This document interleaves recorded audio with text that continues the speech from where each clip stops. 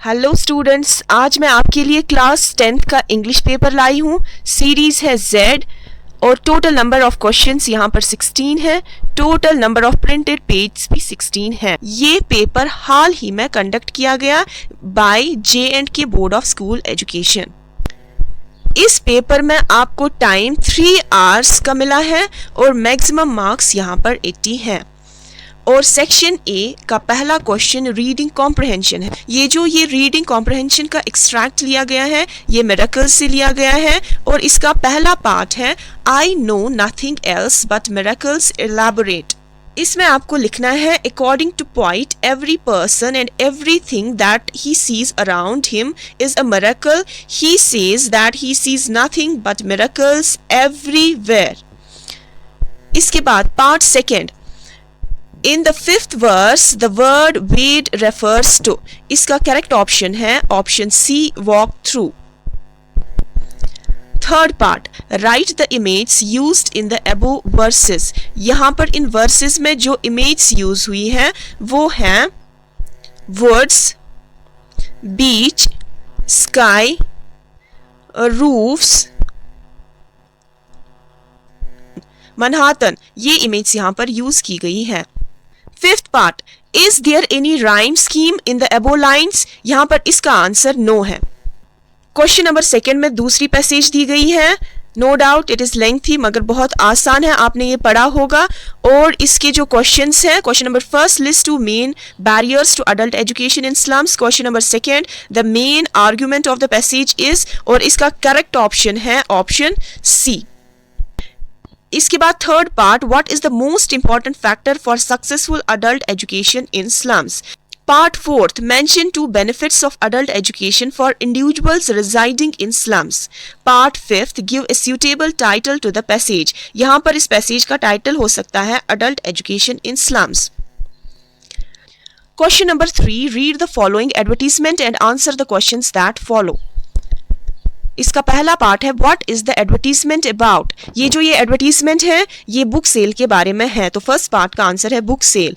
Part second, how much rebate is given on best seller books, और इसका correct option है option C 20%। इसका third part, the students are offered a discount of, इसका correct answer है 50%। Part 4th, mention the quotation that you can see in the advertisement. यहाँ पर जो इसकी quotation है advertisement में वो है ये, there is no friend as loyal as a book. Fifth part, in addition to books, the advertisement mentioned the sale on, और इसका आंसर है stationery products. Section B, grammar, fill in the blanks by using correct forms of verbs given in the brackets.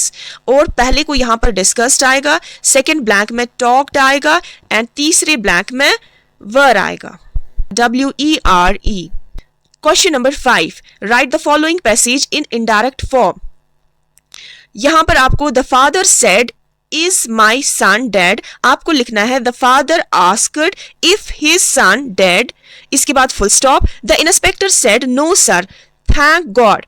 यहां पर आपको लिखना है the inspector replied in negative and thanked God.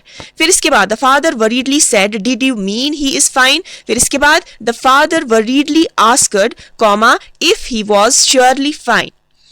Question number 6, There are 4 errors indicated. यहाँ पर इन lines में, इन sentences में errors है, you have to find that. पहला एरर यहाँ पर है have, यहाँ पर have नहीं आएगा, यहाँ पर has आएगा।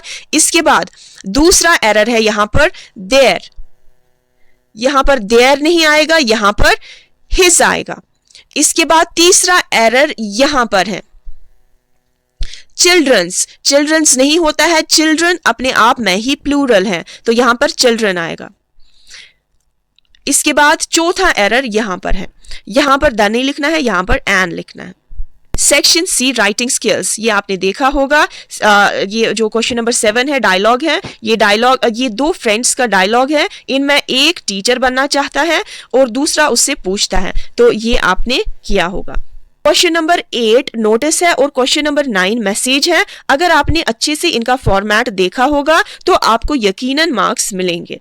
इसके बाद question number 10, question number 10 letter है और क्वेश्चन नंबर 11 एक स्पीच है।